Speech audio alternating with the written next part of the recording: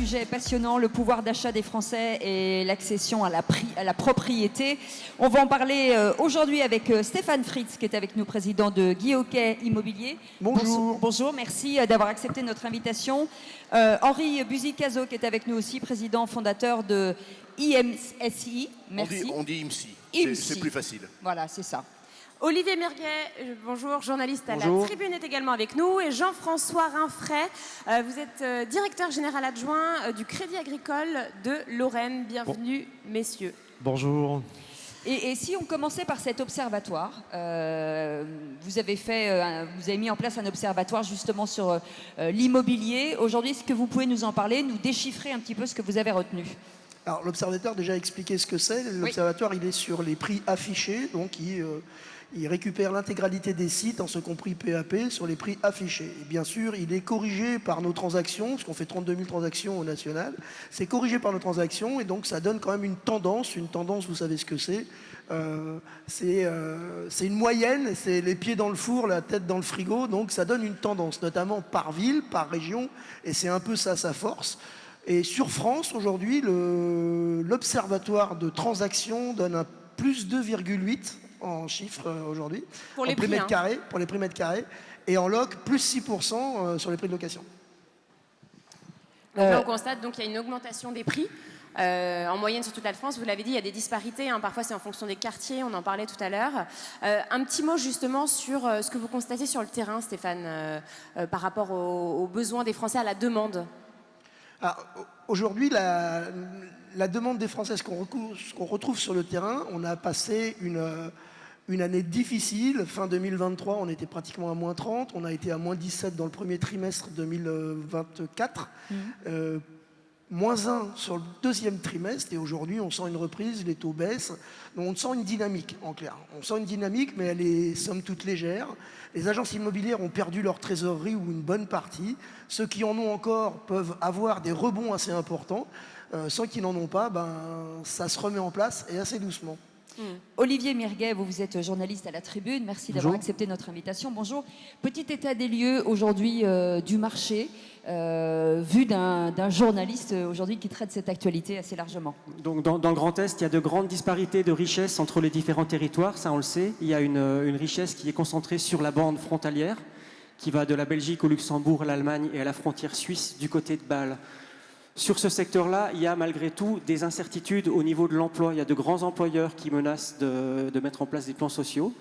À Strasbourg, on a appris la semaine dernière qu'un fabricant de boîtes de vitesse allait licencier 200 personnes. Il y a des risques aussi de retour de travailleurs frontaliers qui pèsent sur le moral des ménages. On parle ici par exemple de la zone d'emploi de Sarreguemines. À proximité de Sarreguemines, il y a l'usine ZF à Saarbrück en Allemagne qui menace de supprimer 6000 postes. Donc de nombreux frontaliers vont revenir et vont chercher un emploi en France. Donc le moral n'est pas terrible.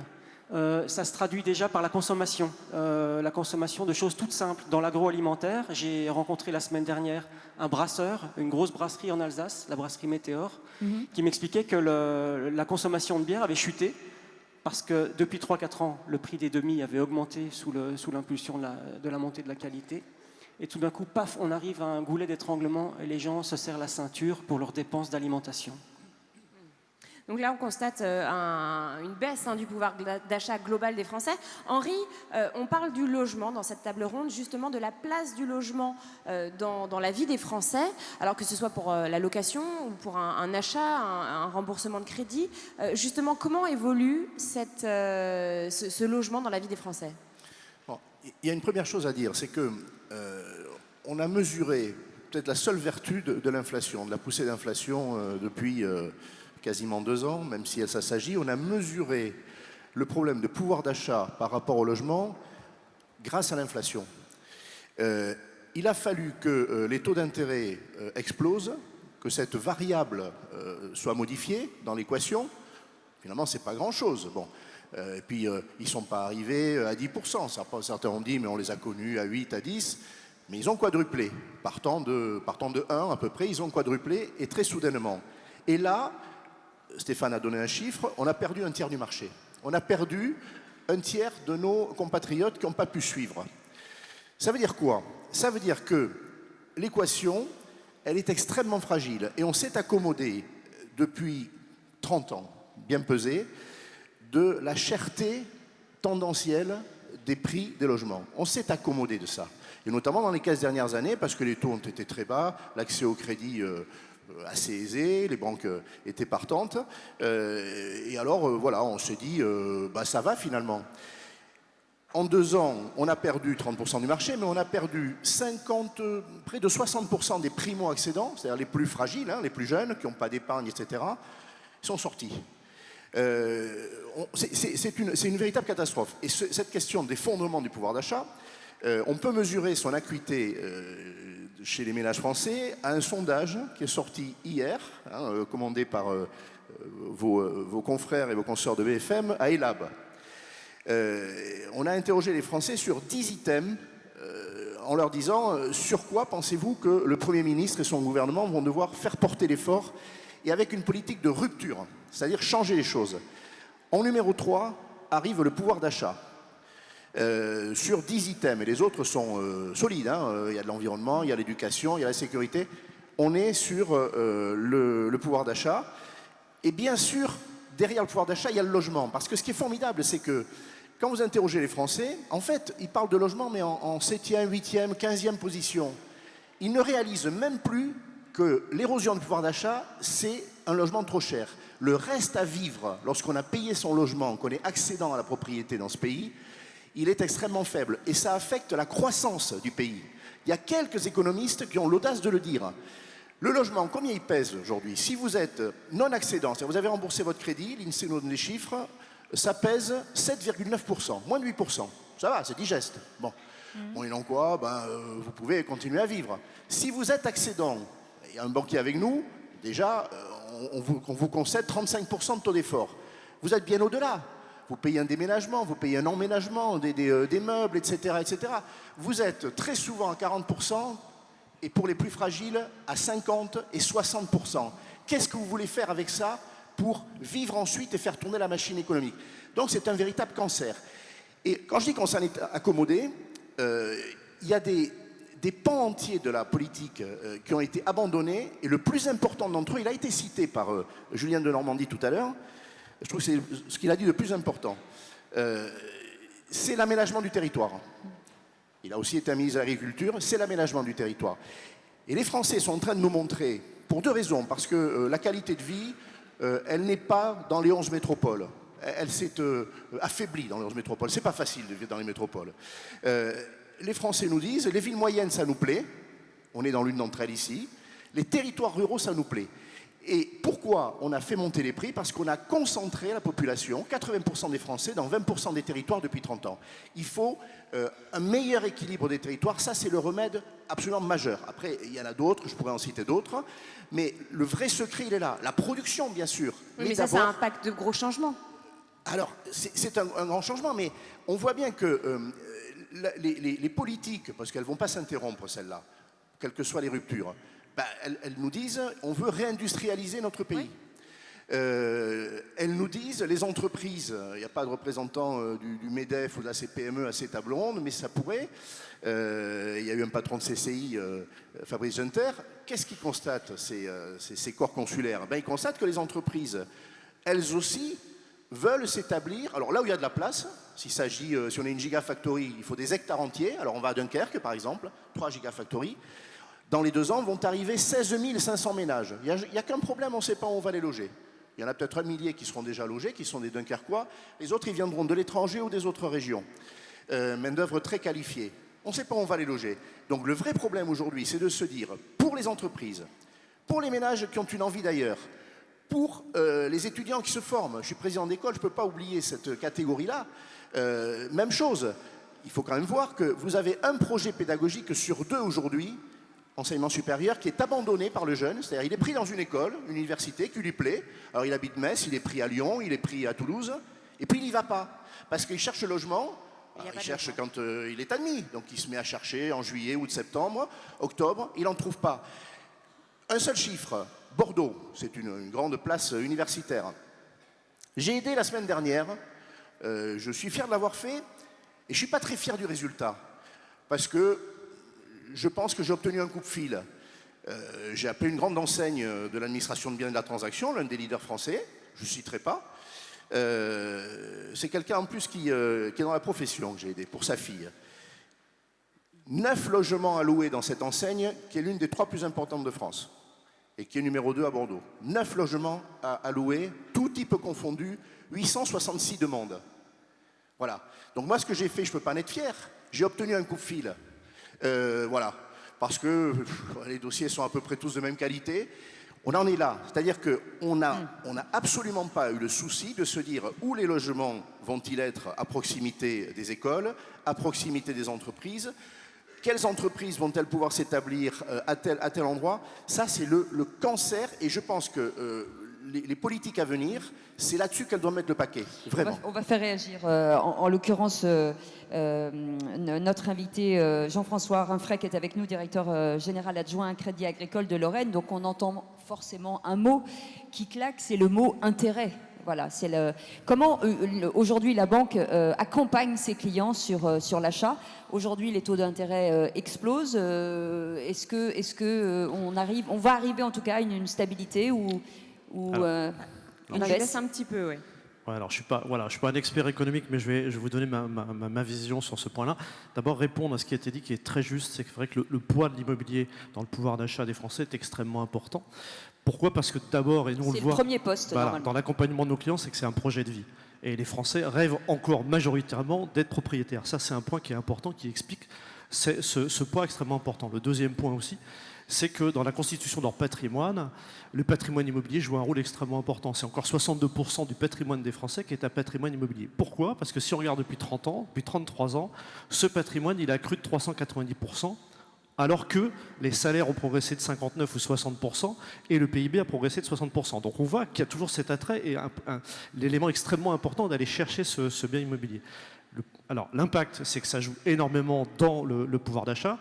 Mais il y a des mécanismes qui permettent de limiter cette hausse. On a la chance quand même en France d'avoir d'une part un secteur bancaire qui, par rapport aux concurrents européens, prête à des niveaux de marge qui sont minimums, c'est-à-dire que l'approche des banques en France, c'est pas de se faire de la marge importante sur le crédit, c'est plus dans une approche de relation globale. Et ça, c'est déjà un mécanisme qui permet de limiter quand il y a des hausses de taux, et on l'a très bien vécu sur les 18 derniers mois avec une accélération très forte, un accroissement. On est passé d'un coût de la ressource, on va dire le taux BCE qui était à moins 0,50, il a atteint les 4% en 15 mois. Donc pendant cette phase-là, c'est extrêmement important de voir ça. Et il y a d'autres mécanismes de baisse qui sont importants, qui vont en fin de compte permettre à nos clients de maîtriser l'impact sur le pouvoir d'achat. Il y a d'une part une marge qui est assez faible. Deuxièmement, il y a des mesures qui ont été mises en place, c'est d'abord les mécaniques de taux d'usure. Et ça a joué à plein. L'année dernière, en 2023, on avait une accélération du coût de la ressource et les banques n'ont pas pu répercuter la totalité de cet accroissement du coût de la ressource, c'est-à-dire qu'elles ont prêté en rognant totalement sur la marge parce qu'elles étaient bloquées dans le prix de vente aux clients. Donc ça permet de limiter. L'autre point qui est important, c'est qu'il y a eu des mesures qui ont été mises en place par le régulateur. Par exemple, on a parlé tout à l'heure de HCSF, ce qui fait qu'aujourd'hui, un client ne peut pas emprunter sur une durée maximum qui dépasse les 25 ans et il est en théorie, et en pratique, je peux le dire, totalement limité par rapport à sa charge d'endettement par rapport à ses revenus. Ça, c'est des mécanismes qui sont extrêmement importants et qui régulent. Et l'autre point qu'on peut souligner quand même, qui est utile aussi, c'est que en France, 90% des prêts qui sont faits à l'habitat sont des prêts à taux fixe. Et c'est quand même super sécurisant. Quand vous vous engagez sur un projet à 25 ans, de savoir que le prêt que vous allez faire aujourd'hui à 3% par exemple, il va durer à 3% sur 25 ans. Alors que votre bien immobilier, comme je l'ai dit tout à l'heure, lui va augmenter en valeur. On est très loin du système américain dont on a vu les effets pervers en 2008. Donc ce mécanisme-là, il est important. Alors les taux, c'est important. Ils ont effectivement progressé et je rejoins tout à fait ce qui a été dit tout à l'heure. C'est-à-dire que quand les taux augmentent très vite, vous avez les primo-excédents qui sortent du marché. Parce que c'est aussi un choix d'opportunité. C'est-à-dire quand vous êtes locataire, vous voulez devenir propriétaire, mais cette charge, vous allez l'avoir sur 25 ans. Est-ce que vous le faites maintenant? Est-ce que vous différez?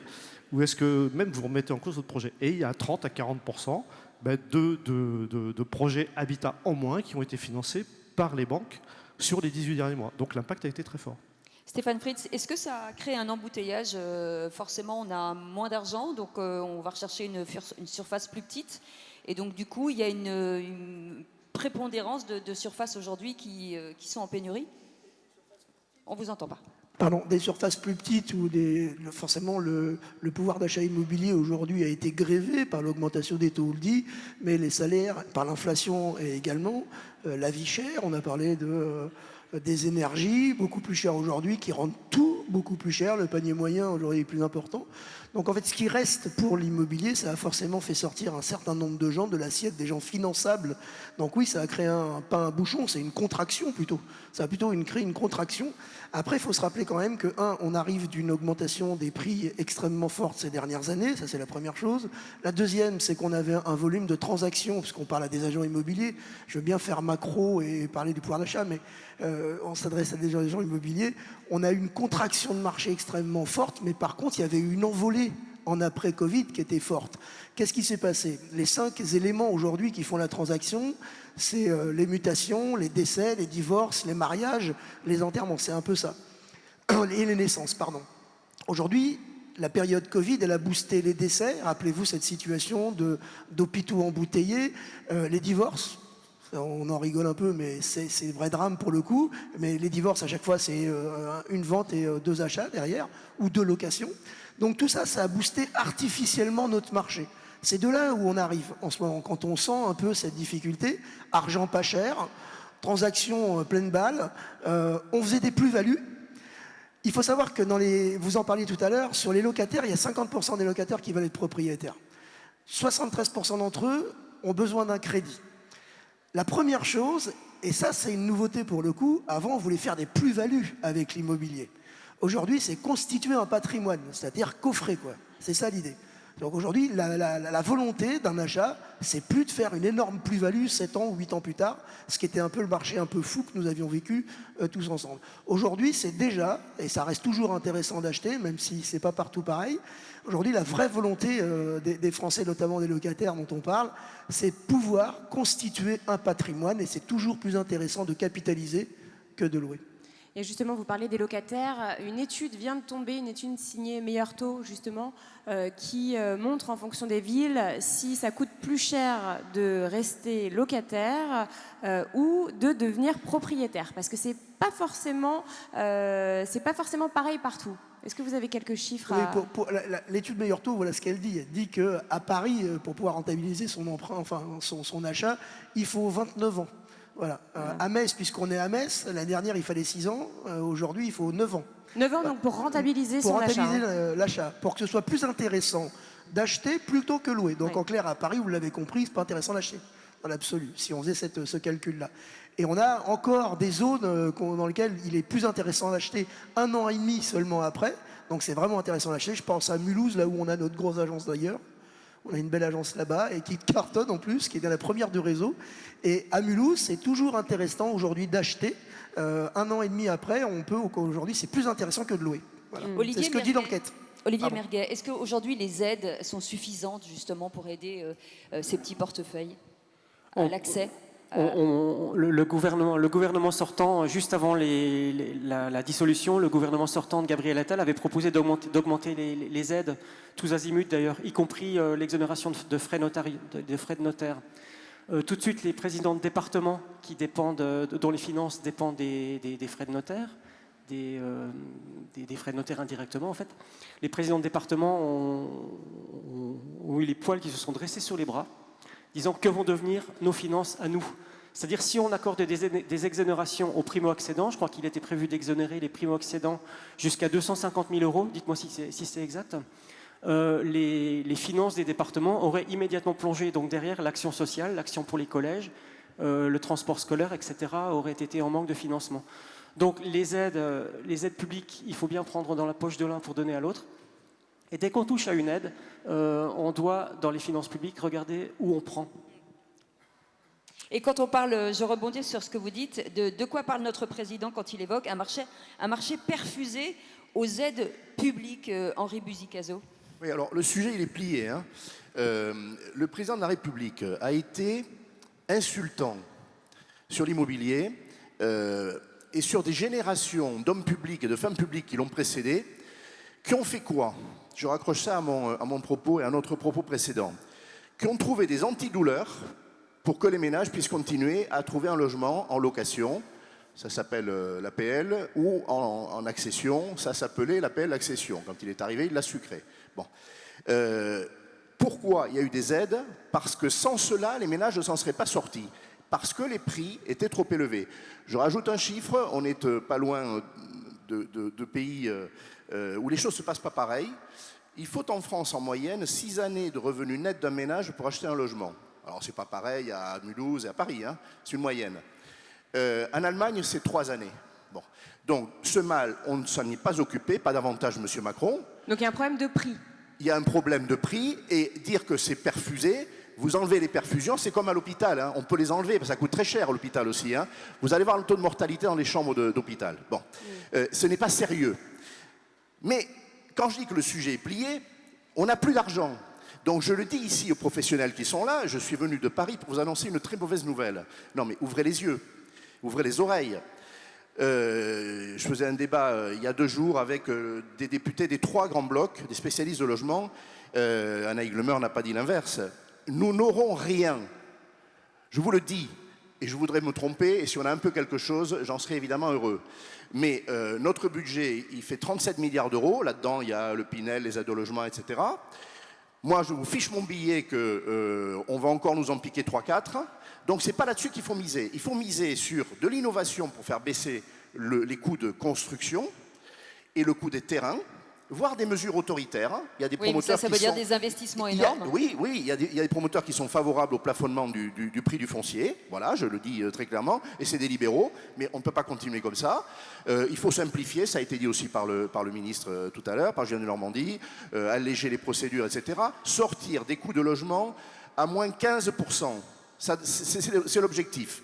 J'ai le souvenir qu'il y a 1 an avant qu'il nous quitte, Jean-Philippe Ruggieri, DG de Nexity, qui était le premier promoteur de France, je lui souhaite de le rester, avait dit publiquement, il avait dit ça sur BFM, il faut que le prix des logements neufs baisse de 15%. J'en avais félicité parce qu'il faut du courage pour dire ça, mais c'est la vérité. Et dans l'ancien, enfin dans l'existant, la baisse, elle a été interrompue. Stéphane nous a donné des chiffres et il est un observateur, je dirais au jour le jour de ça, mais objectivement, les prix ont baissé depuis 2 ans. Même assez fortement si on parle de Paris, l'endroit où on est le plus malade de la cherté, et dans d'autres grandes villes. Pour moi, il faut que ça se poursuive. Ce n'est pas un effondrement qu'il faut assister. La hausse des taux aura eu cet effet-là. Oui, mais elle ça aura fait baisser les prix. va pas durer, parce que là, la BCE a baissé ses taux pour la 2e fois la semaine dernière, donc jeudi, et on sait ce que ça implique. Quand il y a une baisse des taux, les prix remontent. Mais c'est un risque, et le travail, on est face à des dizaines et des centaines de négociateurs, et il y a des professionnels comme Stéphane qui les fédèrent.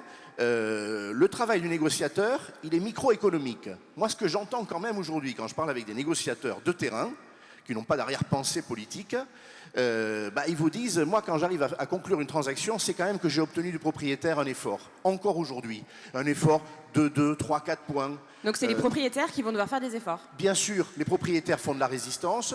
Ils oublient le plus souvent ce qui a été dit tout à l'heure, c'est-à-dire que s'ils ont acheté il y a 30 ans, ou il y a 20 ans, ou il y a 10 ans, ils font une plus-value pas taxée si c'est la résidence principale, très confortable. Après, c'est 8 ans la moyenne de détention d'un bien. Oui, donc ceux qui ont acheté il y a 8 ans, on peut comprendre qu'ils veulent le vendre au prix un peu plus fort. Mais on peut le comprendre, simplement la plus-value, elle s'est exercée déjà au bout de 8 ans, ou de 10 ou de 15.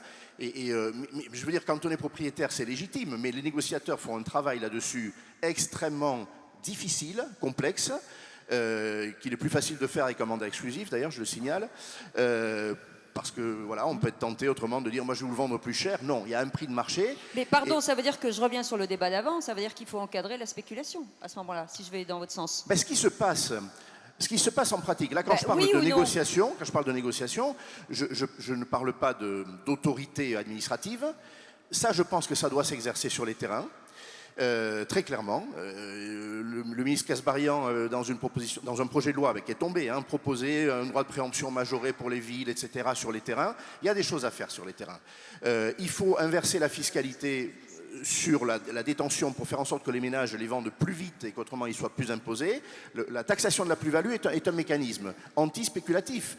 Il y a déjà des mécanismes anti-spéculatifs. Et puis, encore une fois, la négociation. Quand on veut réussir une vente, on n'a pas 1 an. Et donc la baisse des prix, on le sait, est un moyen extrêmement efficace pour se rapprocher de la solvabilité. Ce n'est pas le plaisir de faire baisser le patrimoine. Les prix ont été multipliés par 16 depuis 1980 et par 5 pour les revenus.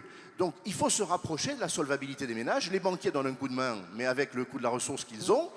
La deuxième partie du chemin, c'est le prix qui le fait, c'est tout. Il est habité, hein.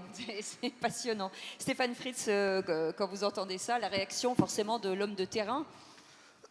Pour les augmentations de prix, je vous le Attention, redis, c'est 2,8%. Évidemment, il y a une disparité sur le territoire national et Henri a raison. Il y a des grosses négociations depuis quelques années. Nous, ce qu'on fait, c'est une année versus une autre année. On ne fait pas des rétrospectives sur 5 ou 10 ans.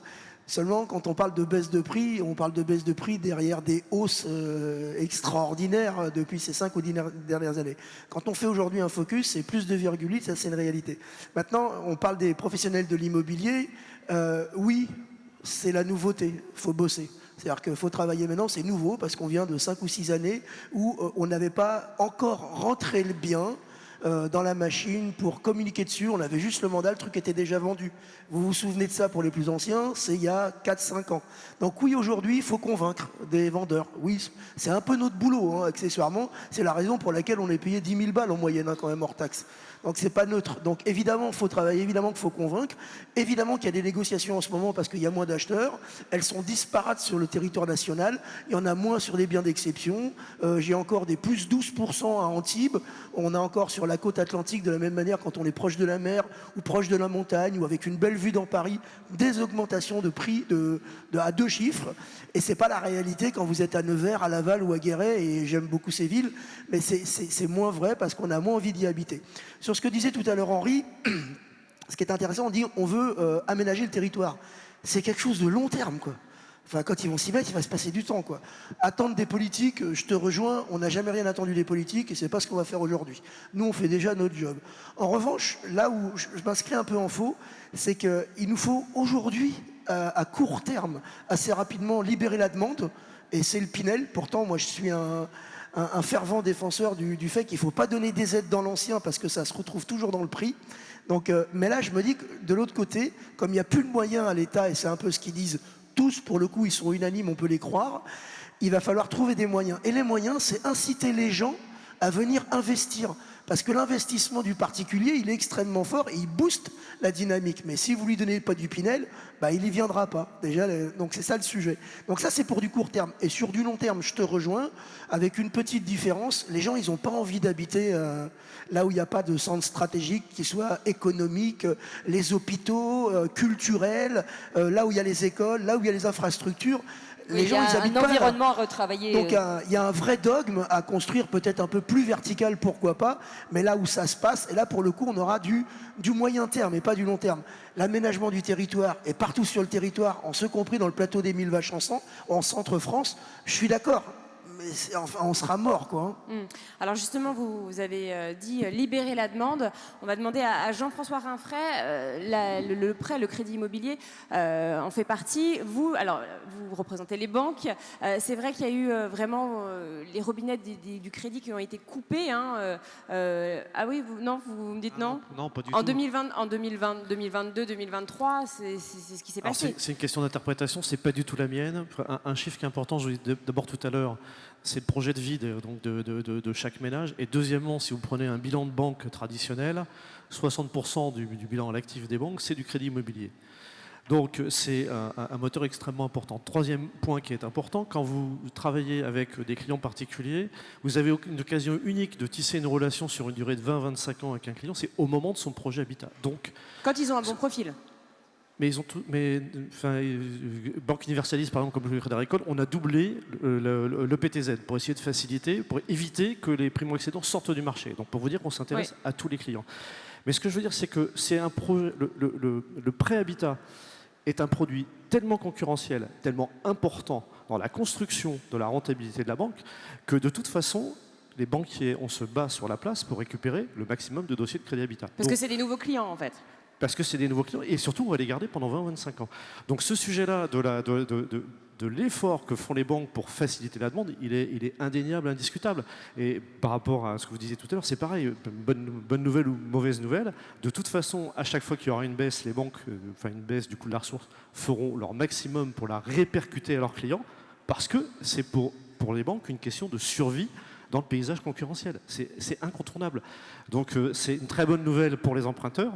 C'est donc pour tout un chacun ici. À chaque fois, les banques françaises, en tout cas, et ça je peux vous le dire, enfin, sur les 15 dernières années, les 20 dernières années, elles ont joué à chaque fois à plein pour faciliter l'accès à la demande pour tous les emprunteurs. Il n'y a pas de robinets qui ont été fermés pour des critères. C'est les retours qu'on a eus. C'est quand même les retours qu'on a eus. Ben, moi, je suis au quotidien avec on a 450 000 clients, j'ai 1400 collaborateurs sur le terrain et les remontées, c'est pas du tout celles-ci. À aucun moment, on a des messages de fermés. Après, on doit s'adapter à cette réglementation que je vous ai expliqué tout à l'heure, le HCSF. On doit s'adapter à cette règle qui est imperturbable, qui est économique. Est-ce que vous avez la capacité à payer votre emprunt? Et là, c'est aussi un aspect qu'on peut évoquer, c'est qu'on a cette responsabilité de s'engager sur la durée. Quand on prête, quand vous avez en face de vous un couple, vous l'avez évoqué tout à l'heure très justement, qui vient s'endetter sur 25 ans pour acheter une maison, on parlait de pouvoir d'achat.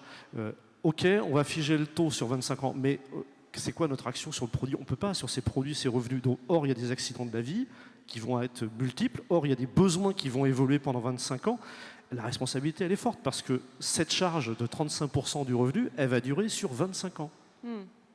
Pour rebondir sur justement cette analyse du risque qui doit être extrêmement précise pour les banques, forcément, d'abord pour les ménages et aussi pour les banques, pour que chacun puisse s'y retrouver. Est-ce qu'aujourd'hui, on peut passer par l'intelligence artificielle pour affiner justement cette analyse, aller plus loin et est-ce que c'est quelque chose qui peut être envisagé? On utilise de plus en plus l'intelligence artificielle, mais c'est basique. C'est les revenus.